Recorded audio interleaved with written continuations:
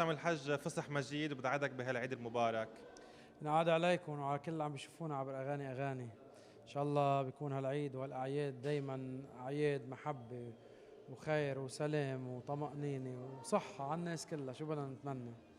قد ايه له خصوصية هذا العيد عند هشام الحج؟ بالنسبة إلي العيد كتير له خصوصية كبيرة، وبالأخص إنه هيدي الجمعة بيمرق فيها 3 أيام كتير منصلي فيهم. يعني إذا بدك عندك خميس الغسل وعندك جمعة العظيمة.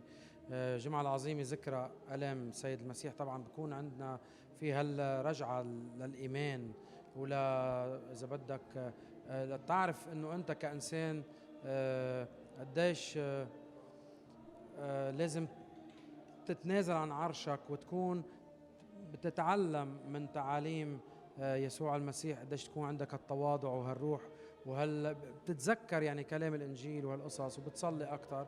وبيجي عيد الفصح كمان لحتى نفرح بقيامه الرب يسوع. يعني قد ايه بتحرص على تربية ابنك هيك تربية؟ اكيد ابني بربيه على هيدا الجو، بربيه لانه انا سميت ابني عمانوئيل. يعني شوف لاي درجه.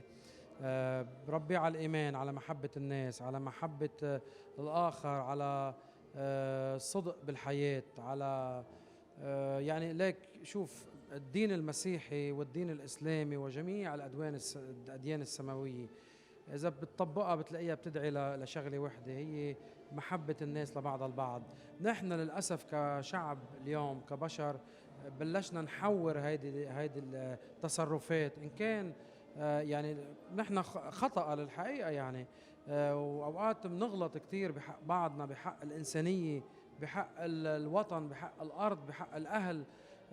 بهالعيد هيدا هو عيد الغفران، عيد الرحمة، عيد التوبة، عيد اللي بيرجع كمان الإنسان بيراجع ذاته وبيتوب لربه.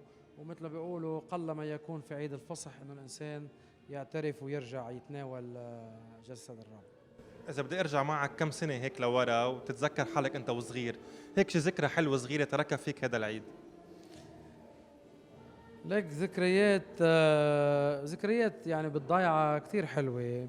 ذكريات كتير حلوة. يعني أول شي موضوع البيض وزينة العيد، وكيف كنا نجيب. هلأ اليوم صارت الحياة مودرن، كيف كنا نجيب نحط البقدونس ونعمل البيضة بالكولونات، بقدونس وما بعرف شو أعشاب وهيك. تعلمنا أمي لحتى آخر شي بس تشيل الكولون بيضة من الكولون مع ورق البصل تندبغ بني مع تطلع الورقة فات. يعني خبرية كانت فيها يعني ذكريات هيك. طبيعة الضيعة اللبنانية، وأنا من عنطورة ضيعتي 1200 متر عن سطح البحر. يعني هالقد نحن ضيعة إذا بدك.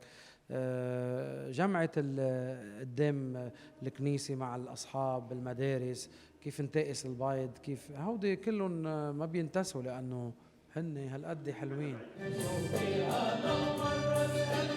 إذا بعدك بتحبيني وزعلت